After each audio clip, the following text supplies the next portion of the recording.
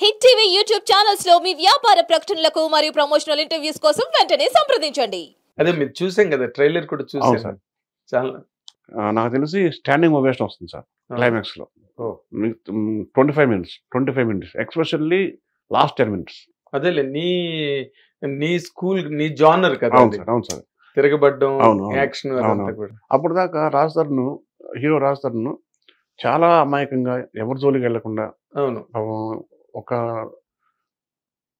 చదువుకున్నవాడు ఉమ్, చాలా మర్యాదస్తుడు ఎలా ఉంటాడు, మనకెందుకు ఆ గొడవల్లోకి ఈ గొడవల్లోకి అని ఎవరినో ఒక మాట అన్నా కూడా తలదించుకొని వెళ్ళిపోయే తత్వం. అలాంటి వాడు ఒక అమ్మాయిని మ్యారేజ్ చేసుకుంటాడు. అతను బాగా గట్టిగా నమ్మేది ఏంటంటే దాంట్లో పెళ్ళిలో పంతులు గారు మంత్రులు చదువుతూ ఉంటారు. అమ్మాయి చేతులు చేయవేయ అని, అర్ధేచ ధర్మేచ మోక్షేచ నాతిచరామి అని ఆయన ఫటాఫట్ చదివేస్తుంటాడు. అర్ధేచ ధర్మేచ మోక్షేచ కామేచ సార్ దాని అర్థం ఏంటి సార్ అంటాడు ఎవరు హీరో. చాలా పెళ్ళిలో నేను విన్నానండి, దీని అర్థం ఏంటి సార్ అంటే, ఒక అమ్మాయిని ఒకసారి పాణిగ్రహణం చేసిన తర్వాత కట్టే కాలే వరకు కంటి చూపులాగా చూసుకుంటాను అని ప్రమాణం మాది. ఇంత మంచి అర్థం ఉంటుంది, ఫాస్ట్ చదువుతారండి సార్. నా కోసం స్లో ఒకసారి చదవండి సార్. ఓం అర్ధేచ అని ఇలా వేసిన చెయ్యి ఇలా నొక్కుతాడు హీరో. కామేచ ఆమె ఇలా చూస్తాడు. నాతి చరామి అప్పుడు గట్టి మోగుతుంది సార్. ఇది హీరో మైండ్లోకి ఎక్కిపోతుంది సినిమా అంతా. అతని క్యారెక్టర్కి ఈ అమ్మాయిని నేను కంటికి రెప్పలా చూసుకోవాలని పంతులు గారి దగ్గర నేను ప్రమాణం చేశాను అని ఆ స్టాండ్ మీద ఉండే కథ సరే. ఓకే.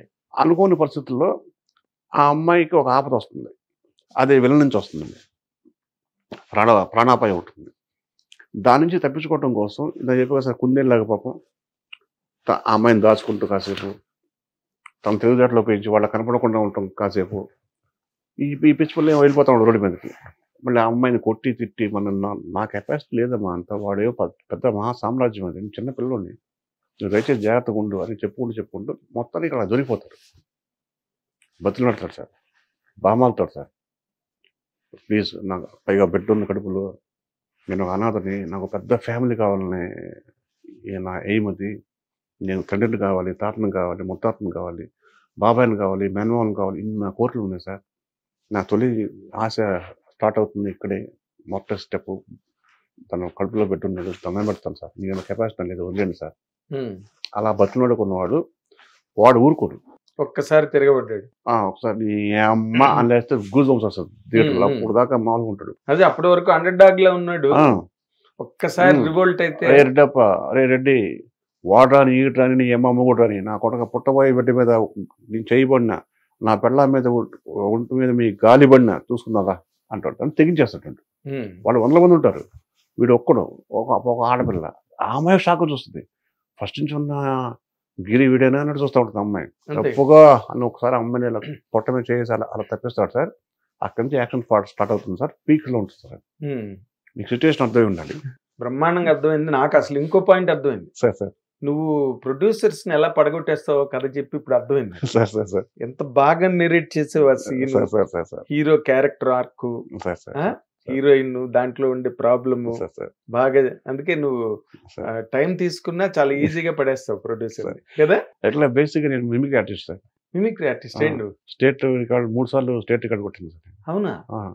జేకేస్లో ఉన్నప్పుడు పై నేను వెంట్రులకి state first, mono action state first, ఎసైటింగ్ state first, quiz contest India second best captain, ఎన్సీసీలో 25 ఆంధ్ర బెటాలియన్ బెస్ట్ క్యాడెట్ అండి. మా కాలేజ్కి ఎస్ఈఓ సీనియర్ అండర్ ఆఫీసర్, ఏఎస్ఎఫ్లో బాగా తిరిగేవాడిని.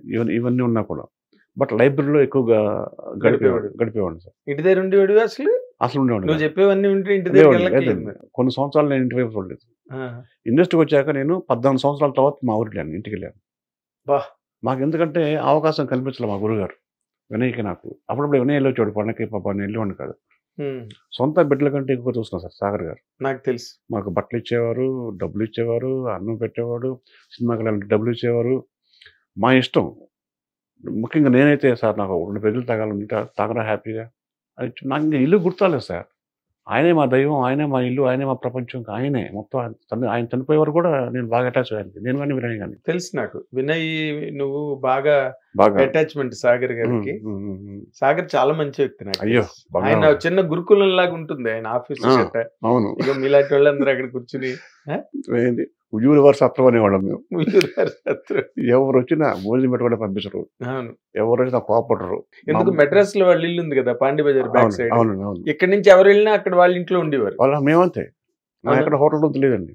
అవును, మేము మొన్న ఆయన ఇప్పుడు కూడా మేము వెళ్ళి హోటల్ రూమ్ లో ఉంటే వాళ్ళ మిసెస్ వాళ్ళ పిల్లలు హర్ట్ అవుతారు.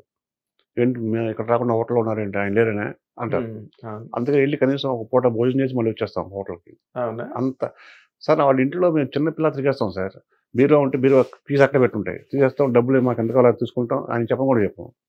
కాకపోతే ఒకటి అడిగేవాడు, ఒరే ఎంత తీస్తున్నారో చెప్పండిరా, ఎందుకంటే నేను ఎవడో వస్తాడు వాడు ₹1,00,000 ఇస్తానని చెప్పాను, అది 75,000 ఏమో నేను అని చెప్తే ఇంకో నీకు మళ్ళీ ఇస్తాను 70 తీసుకొని చెప్తా కదా అని ఉంటాడు. అంత ఫ్రీడమ్ ఉంటుంది సార్. అవును, మీకు అందుకే మీరు డైరెక్టర్స్ గా కూడా మీరంత లిబర్టీలో పెరిగారు కాబట్టి ఒక లిబరల్ థాట్, ఒక స్టోరీ.